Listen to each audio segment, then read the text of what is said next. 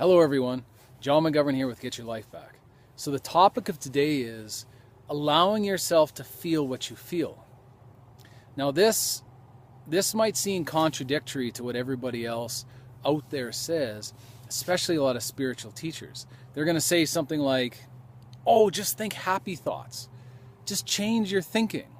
Well, I'll tell you right now, if you have a pattern of thought, okay, and that pattern of thought is negative because over years and years and years of mental and emotional conditioning from whatever it is you've been through in your life, you cannot instantly change that. You can add in new thoughts and create new neural pathways in the brain by creating affirmations and saying them right before bed and then first thing in the morning. So that last half an hour before you go to sleep and that first half an hour in the morning is your unconscious is the most open during the day that it's going to be. And that's when the affirmation that you say, that's what's going to have the most effect. And what we call that is paradigm shifting. You're shifting your paradigm, which is, I'm kind of going off on a tangent here, but your paradigm is the multitude of habits, essentially, a multitude of subconscious conditioning or unconscious thoughts. Okay. So I'm going to got off on a tangent there. So you need to allow yourself to feel what you feel. So if you're trying to be in the now, in your now moment, for example, and you're not allowing yourself to feel, for example, if you're mourning and a friend of yours died or a family member just passed away, but you're not going to allow yourself to feel what you feel. Why? Because somebody told you you need to be happy. You need to think happy thoughts no matter what. Well, I'll tell you what, if you bury those emotions and you have that grief, that never leaves you. If you don't deal with it and you don't have a mourning period in a stage where you mourn and feel what you need to feel it. You need to.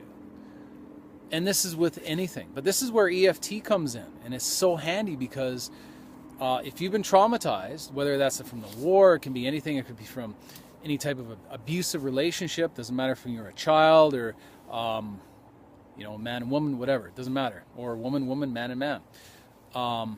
You have to, EFT and focusing on that opens the doorway for that negative energy to be released so that you can move forward into a new relationship or whatever way it is you want to move forward. So that's the biggest thing, is you need to allow yourself to feel what you feel. And when you do that, and you realize, and you let it come over you, just like a wave, whoom, it comes over you. And that negative energy comes over you. And you sit with it. Even if you don't use EFT, even if you just let it come over you. And you sit there. You might have a panic attack. I don't highly recommend you do that. I highly recommend you contact a professional, an EFT specifically professional, who knows what they're doing, but you can do that, okay?